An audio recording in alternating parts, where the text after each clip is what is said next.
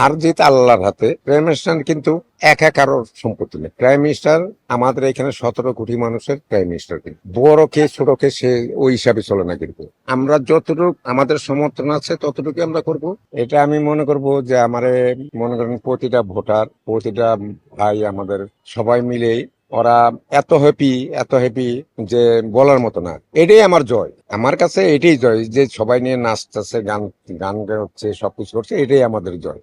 এতে আর বড় জয় হইতে পারে না। হার জিত আল্লাহর হাতে। কিন্তু এই যে আমাদের মনে করেন, আপনি হয়তো বুঝতে পারেন যে বিসিতে ঘুরতেছেন, যে প্রতিটা লোক কিন্তু আমাদের কথা বলতেছে। আর একটা জিনিস হচ্ছে, আমি এত বড় হয়েছে এইখানে, আমি তো কখনো ওই হিসাবে চলি না যে আমি বড় ফাইট ডিরেক্টর, বড় প্রডিউসার, ডিরেক্টর বা আর্টিস্ট। স্যান্ডেলিনা সো, রূপচর্চায় আভিজাত্য। আমি ওইটা মনে করে চলি না, আমি নর্মাল ভাবে চলার চেষ্টা করি সবসময়। তবে একটা কথা বলার ওই নয়, প্রাইম মিনিস্টার কিন্তু একা কারোর সম্পত্তি নেই। প্রাইম মিনিস্টার আমাদের এখানে 17 কোটি মানুষের প্রাইম মিনিস্টার, কিন্তু তিনি বড় কে ছোট কে সে ওই হিসাবে চলে না। কিন্তু তার একটা গুণ আপনারা দেখছেন অনেকেই, যে একটা কৃষককে সে না গলায় ধরে ধরে, বা একটা রাস্তার একটা ছেলেকে সে গায়ে মানে মাটি মাখা তাকে গলায় জড়ে ধরতেছে।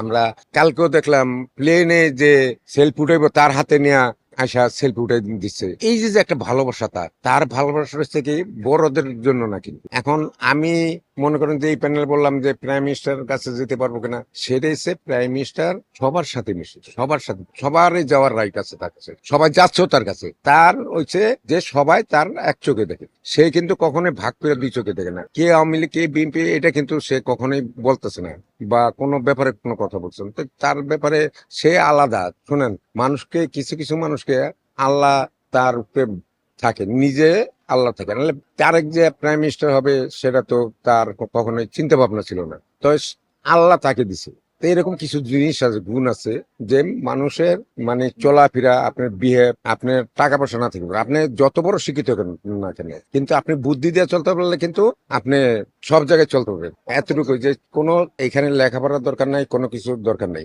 একটা ইঞ্জিনিয়ার কিন্তু ওই খেলে বলে দিচ্ছে, মুখদা কিন্তু বলে দিচ্ছে যে এটা করো, কিন্তু লেবার যেগুলি আছে রাজমিস্ত্রি, তারা কিন্তু তাদের মতো তারা করতেছে, তারা কিন্তু ওই মিস্ত্রি কিন্তু তারা কিন্তু এত বিল্ডিং করতেছে। আপনি যত কিছুই বলেন, যন্ত্রপাতি বলেন, যত বলেন, কিন্তু একজন বুদ্ধিদা সে বলতেছে, কাজ কিন্তু অন্যান্য লোক করতেছে।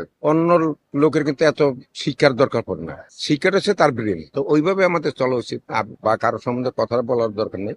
আমাদের মতন আমরা চলবো, আমরা যতটুকু আমাদের সমর্থন আছে ততটুকু আমরা করব। এর বেশি কোনো কথা বলার আমার মনে হয় প্রয়োজন।